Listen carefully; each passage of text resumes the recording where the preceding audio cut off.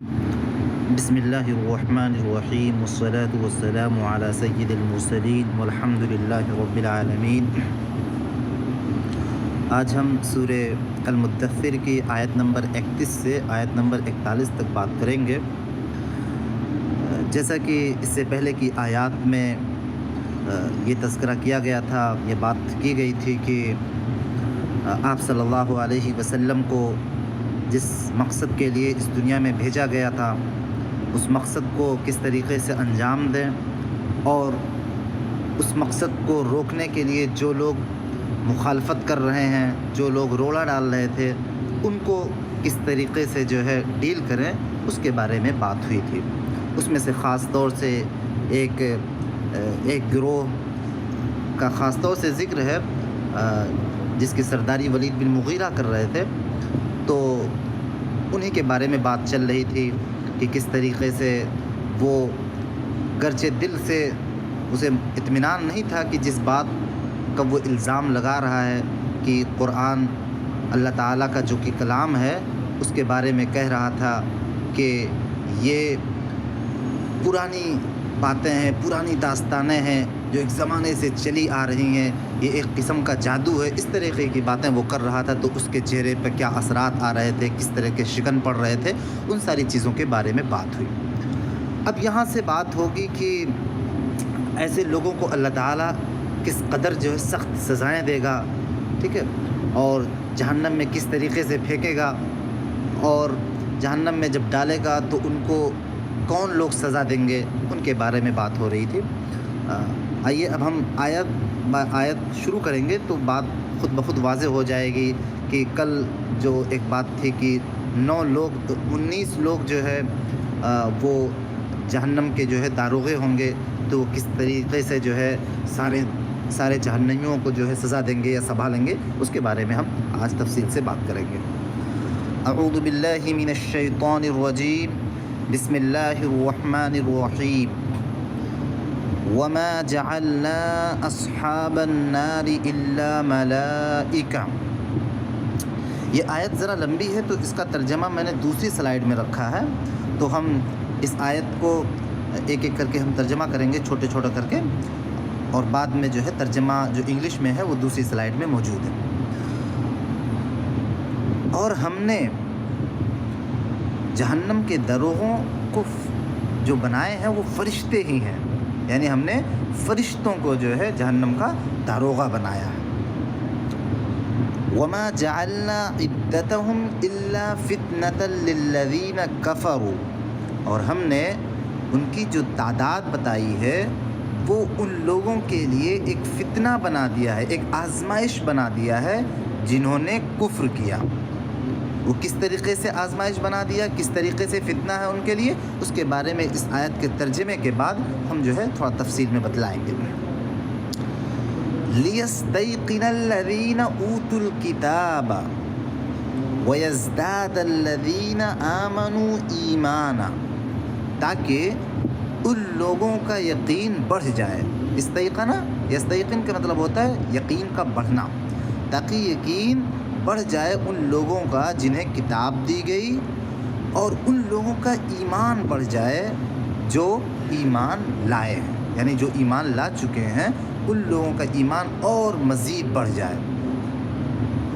وَلَا يَرْتَابَ الَّذِينَ أُوتُوا الْكِتَابَ وَالْمُؤْمِنُونَ، اور تاکہ وہ لوگ شک نہ کریں، شک میں مبتلا نہیں ہوں گے جنہیں کتاب دی گئی ہے اور جو لوگ مومن ہیں۔ یعنی ارتابو کا مطلب ہوتا ہے شک میں پڑنا، یعنی ان لوگوں کو ذرہ برابر بھی شک نہ ہوگا جنہیں کتاب دی گئی ہے اور جو لوگ مومن ہیں۔ وَلِيَقُولَ الَّذِينَ فِي قُلُوبِهِم مَّرَضٌ وَالْكَافِرُونَ مَاذَا أَرَادَ اللَّهُ بِهَذَا مَثَلًا، اور اس نمبر کو یعنی 19 نمبر کا جو تذکرہ کیا اس لیے بھی کیا ہے تاکہ وہ لوگ جن کے دلوں میں مرض ہے، جن کے دلوں میں مرض ہے وہ کہیں، اور جو لوگ کافر ہیں وہ کہیں، کیا کہیں کہ ماذا اراد اللہ بہذا مثلا، کہ اللہ تعالیٰ نے اس سے کیا مراد لیا ہے، یعنی 19 نمبر دیکھیں کہ کیا کہہ رہا ہے، اسے کیا مطلب لے رہا ہے؟ كَذَلِكَ يُضِلُّ اللَّهُ مَن يَشَاءُ وَيَهْدِي مَن يَشَاءُ، اسی طریقے سے اللہ تعالیٰ جسے چاہتا ہے گمراہ کرتا ہے اور جسے چاہتا ہے ہدایت بخشتا ہے۔ اضل یضل کا مطلب ہوتا ہے گمراہ کرنا، اور جو ہے ہدا یہدی کا مطلب ہوتا ہے کسی کو راہ حق پر لگا دینا، یعنی ہدایت دینا۔ وما يعلم جنود ربك الا هو، اور تیرے رب کے لشکر کے بارے میں کسی کو علم نہیں ہے سوائے اللہ تعالیٰ کے ہی، یعنی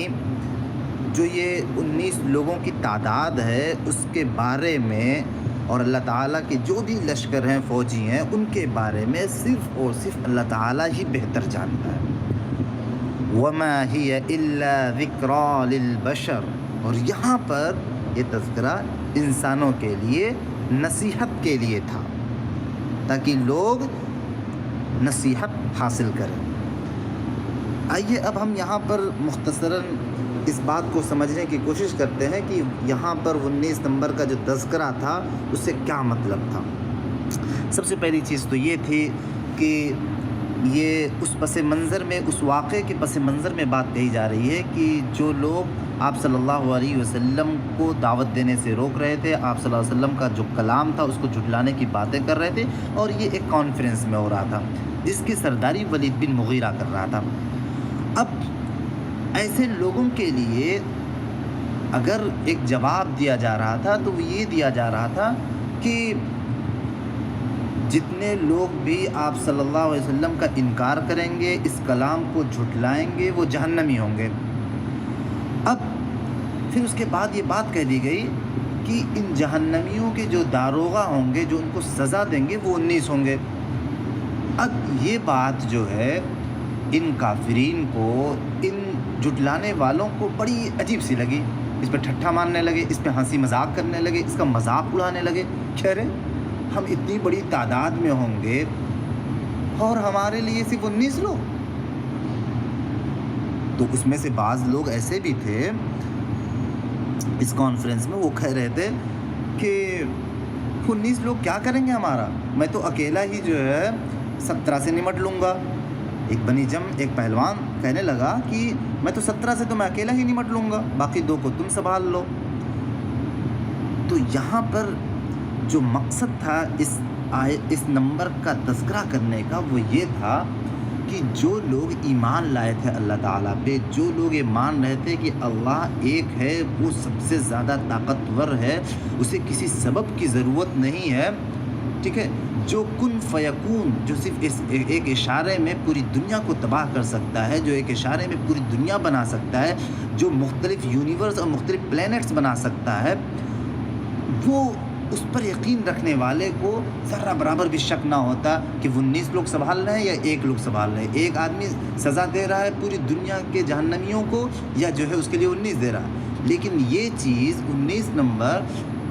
ان لوگوں کے لیے ایک شک کا، ان لوگوں کے لیے ایک مذاق کا ذریعہ بن سکتا ہے جو لوگ اللہ تعالیٰ کی قدرت پر، اس کی طاقت پر بھروسہ ہی نہیں کرتے تھے۔ تو اللہ تعالیٰ نے اس نمبر کا ذکر کر کے ان کے لیے ایک آزمائش میں ڈال دیا کہ یہاں پر بات کلیئر ہو جائے گی کون منافق ہے اور کون جو ہے پکا ایمان والا ہے۔ اگر پکا ایمان والا کوئی بھی ہوگا تو اس کے لیے کوئی شک کی بات ہی نہیں ہوگی کہ 19 لوگ سارے جہنمیوں کو جو ہے، سارے جہنمیوں کا داروغہ ہوں گے، اس کو سزا دیں گے، کیونکہ وہ جانتے ہیں کہ اللہ تعالیٰ نے مختلف مخلوقات کو مختلف قسم کی طاقتیں دی ہیں۔ وہ ایسے ایسے فرشتے بھی بنا رکھے ہیں جو ہے آسمان و زمین کو الٹ پلٹ دیں، پورے یونیورس کو تباہ کر دیں۔ تو اس کے لیے کوئی یہ عجیب بات نہیں ہوگی مومن کے لیے اس بات پر یقین لانا کہ 19 لوگ دارو، لیکن ہاں ان کے لیے حیران کن بات ہوگی جو لوگ جو ہے مٹیریلسٹک ہوں گے، جو لوگ جو ہے اپنے دنیاوی آنکھوں سے دیکھتے ہوں گے، دنیاوی ذہن سے سوچتے ہوں گے، جو ایک چھوٹی سی ایک سوچ ہے، جو یونیورس جو بظاہر جو ہم کو دکھتی ہے دنیا، اس دنیا کے باہر وہ امیجن ہی نہیں کر سکتے صحیح سے، تو ان کے لیے عجیب بات ہو سکتی تھی۔ تو یہاں پر ان کے لیے ایک آزمائش تھی کہ یہاں پر ایک بات کلیئر ہو جائے گی کون پکا مومن ہے کون منافق ہے، تو اس لیے یہاں پر 19 نمبر کا تذکرہ کیا گیا تھا۔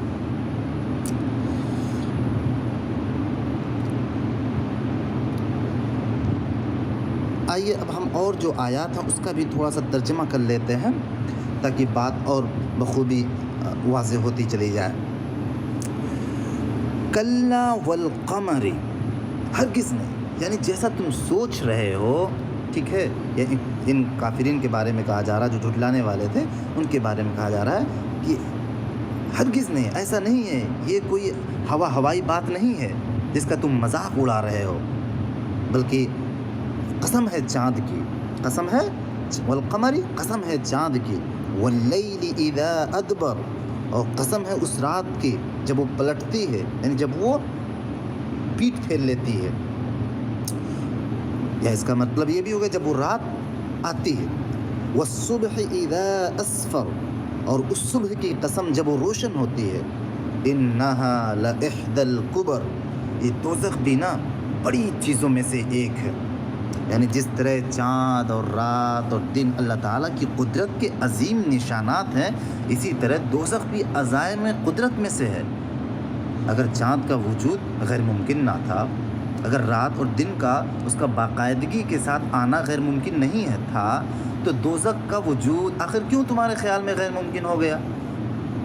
جن چیزوں کو چونکہ تم رات دن دیکھ رہے ہو اس لیے تمہیں ان پر کوئی حیرت نہیں ہوتی ہے، ورنہ اپنی ذات میں بھی اللہ تعالیٰ کی قدرت کے نہایت حیرت انگیز معجزے ہیں جو اگر تمہارے مشاہدے میں نہ آئے ہوئے ہوتے اور کوئی تمہیں خبر دیتا کہ چاند جیسی ایک چیز ہے جو دنیا میں موجود ہے، یا سورج ایک چیز ہے جس کے چھپنے سے دنیا میں اندھیرا ہو جاتا اور جس کے نکل آنے سے دنیا چمک اٹھتی ہے، تو تم جیسے لوگ اس بات کو سن کر بھی اس طرح ٹھٹھے مارتے ہیں، جس طرح دوزخ کا ذکر سن کے ٹھٹھے مار رہے ہو کہ 19 لوگ جو ہے اس کے داروغہ ہوں گے. یعنی ہوتا کہ نہیں ہوتا؟ اگر بظاہر جو ہے اگر اس دنیا میں یہ چیز چاند نہ دکھتا، سورج نہ دکھتا، اور جو ہے اس کے بارے میں تذکرہ ہوتا ہے کہ ایک چاند ایک جیسی چیز ہے، ایک سورج جیسی چیز ہے، سورج اگر چھپ جائے تو دنیا میں اندھیرا ہو جائے، تو یہ لوگ یقین کر سکتے تھے؟ ایسا نہیں کرتے. تو اسی طریقے سے ان کی جو ہے سوچ سے، ان کی جو ہے نظر سے یہ چیز جو ہے پرے تھی. تو اس لیے چونکہ یہ بھروسہ بھی نہیں کرتے تھے اللہ تعالیٰ پہ، اس لیے ان کے لیے جو ہے یہ یہاں پر یہ بات کلیئر بن جاتی ہے کہ کون لوگ منافق ہیں اور کون لوگ جو ہے اللہ تعالیٰ پر پختہ ایمان رکھنے والے ہیں. نذیرا للبشر، یہ جہنم جو ہے انسانوں کے لیے ڈراوا ہے. لمن شاء منکم ان یتقدم او یتأخر، تم میں سے ہر اس شخص کے لیے ڈراوا جو آگے بڑھنا چاہے یا پیچھے رہ جانا چاہے. مطلب یہ ہے کہ اس چیز سے لوگوں کو ڈرا دیا گیا ہے، اب جس کا جی چاہے اس سے ڈر کر بھلائی کے راستے پر آگے بڑھے، اور جس کا جی چاہے جو ہے وہ پیچھے ہٹ جائے. تقدم تقدم آگے بڑھنا، تأخر تأخر کا مطلب ہوتا ہے پیچھے ہٹنا. کل نفس بما کسبت رہین، ہر متنفس یعنی جو بھی سانس لینے والی چیز ہے یا ذات ہے وہ اپنے کسب کے بدلے رہن ہے. یعنی کہ جو ہے یہاں پر مختصراً یہ ہے، کسبہ ایک کا مطلب کرنا، جو کچھ بھی وہ ارن کرتا ہے، جو کچھ بھی وہ کرتا ہے تو وہ اس کا جو ہے مرہون ہے، یعنی اس کا جو ہے ایک طریقے سے جو ہے قرضدار ہے، یعنی اس کا ذمہ دار ہے. دوسرے لفظوں میں یہ بھی کہا جا سکتا ہے. یعنی کہ جو شخص جو کچھ بھی کرے گا تو اس کو اس کا جواب دہ ہونا پڑے گا، اس کے بارے میں اس سے پوچھ گچھ ہوگی. یہ مختصراً سمجھ لیجیے. الا اصحاب الیمین، مگر دائیں بازو والوں کے سوا، یعنی دائیں بازو والوں کا ہر چیز پہ حساب نہیں ہوگا. الفاظ دیگر اب یہ سمجھ لیجیے کہ بائیں بازو والے تو اپنے کسب کے بدلے میں پکڑ لیے جائیں گے جو بائیں بازو، لیکن دائیں بازو والے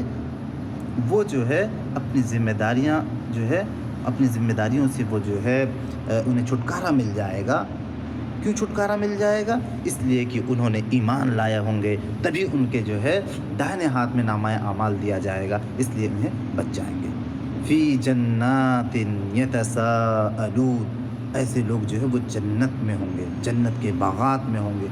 وہ کیا کر رہے ہوں گے؟ یتساءلون، ایک دوسرے سے پوچھ رہے ہوں گے. کس کے بارے میں پوچھ رہے ہوں گے؟ عن المجرمین، مجرموں سے پوچھیں گے. مجرموں سے پوچھیں گے، کیا پوچھیں گے؟ کہ تمہیں اس جہنم میں کیسے تم پڑ گئے، کیا تم نے کیا کہ تمہیں جہنم میں ڈالا گیا، ٹھیک ہے. اور یہ کیسے پوچھ پائیں گے؟ آخر جنت و جہنم تو دو سپریٹ جگہ ہیں، دو الگ الگ جگہ ہیں، کافی فاصلہ ہے، تو یہ کیسے ان سے مل پائیں گے، کس طریقے سے پوچھیں گے؟ کیا پوچھیں گے, کون سی چیزیں ہوں گی جو ان کو جہنم میں لے جانے والی ہوں گی, اس کے بارے میں انشاءاللہ ہم جو ہے کل بات کریں گے کہ جہنم میں لے جانے والی کون کون سی چیزیں تھیں جن کے بارے میں جو ہے یہ جنتی لوگ پوچھ رہے ہیں جہنمیوں سے. وآخر دعوانا ان الحمد للہ رب العالمین.